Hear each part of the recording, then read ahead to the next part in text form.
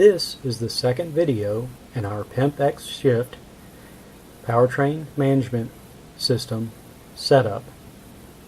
It's assumed that you have watched the first video and read your startup guide and have successfully configured your project.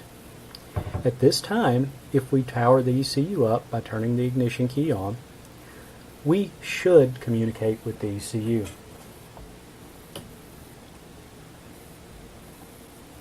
And we are online and communicating with the ECU, and you can see all of our gauges are live. At this time, we are going to perform the portion of the startup guide where we spin the engine over and we verify base spark timing is roughly accurate with a timing light.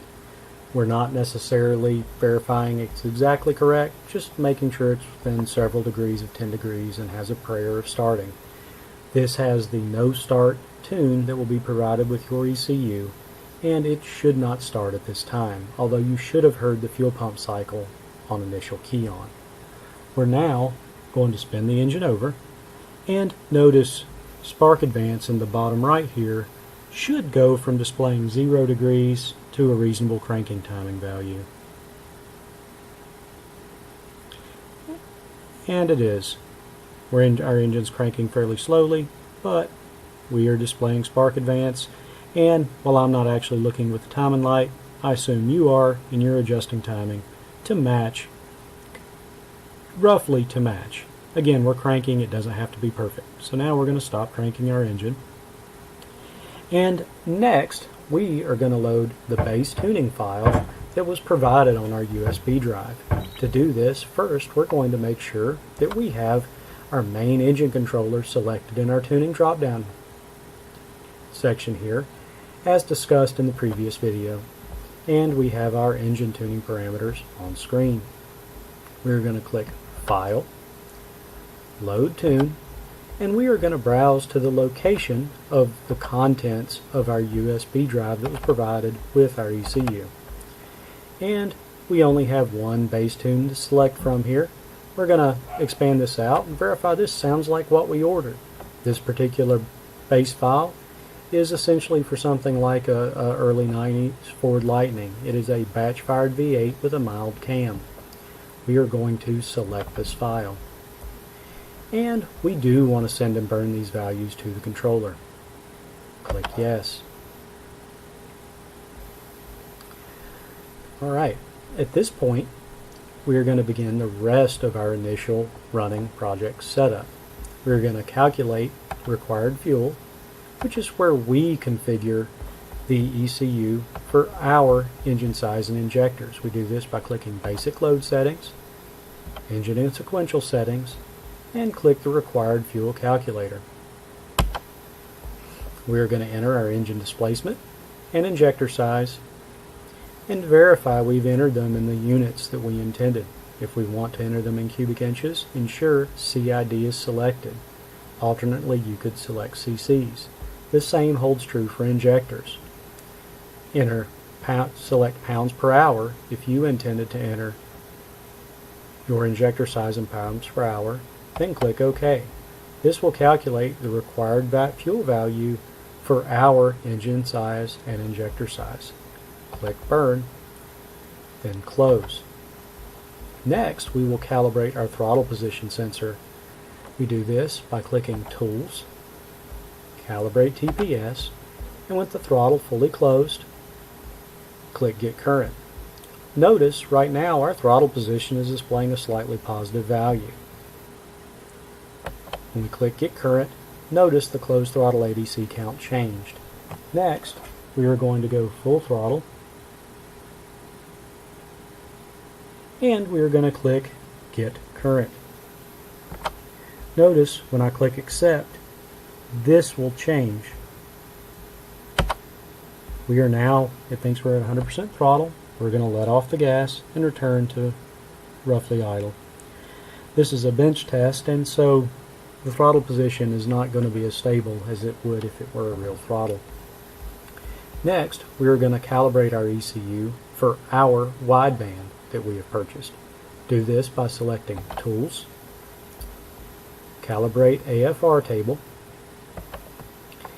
And while you can select your wideband from the drop-down if it's present, the best way is to always select custom linear wideband and enter the air, fuel, and voltage points provided with your wideband. I am entering a 0 to 5 volt curve equals 10 to 20 AFR, which matches our 14.7 Spartan widebands. After entering your voltage and AFR points, click Write to Controller. At this point, our ECU should be ready to start and run our vehicle. It should be pointed out if this is a transmission control application, at this time don't move the transmission lever from park. These are all idling and free revving tests up until this point. It's a good idea after entering these setup parameters to power the ECU off and back on. At this time, we are ready to start our engine and begin the rest of running setup. It's recommended that you already have your timing light connected and your wires routed safely away from any heat sources or moving belts or anything like that. So now I'm going to crank our engine, and now we're running and idling. The next step is we will verify our ignition timing. We will do this by selecting Ignition Settings, Ignition Options, and Wheel Decoder. Notice currently we're displaying roughly 15 degrees of spark advance, and typically in a running engine this would be bouncing around a little bit. In order to set our timing, we are going to select Fixed Advanced from a drop-down, where we have entered a fixed timing value of 20 degrees. We select 20 degrees because with these applications typically base timing is around 10, so 20 verifies timing is being advanced. It also is a value that most engines will run okay at, and most people have marks for. Notice after we selected 20 degrees for our fixed advance value, we are displaying 20 degrees of spark advance.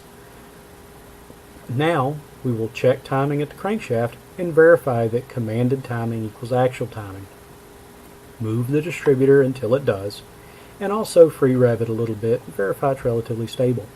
Do not offset anything in software to make this match. The factory ignition systems are designed to where they function best in a relatively narrow offset window, and you will see best performance and have a wide range of control by actually moving the distributor to make timing agree.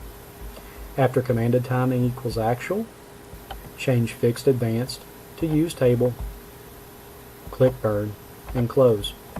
At this time I'm just going to show you a couple parameters that you will most certainly be interested in while tuning.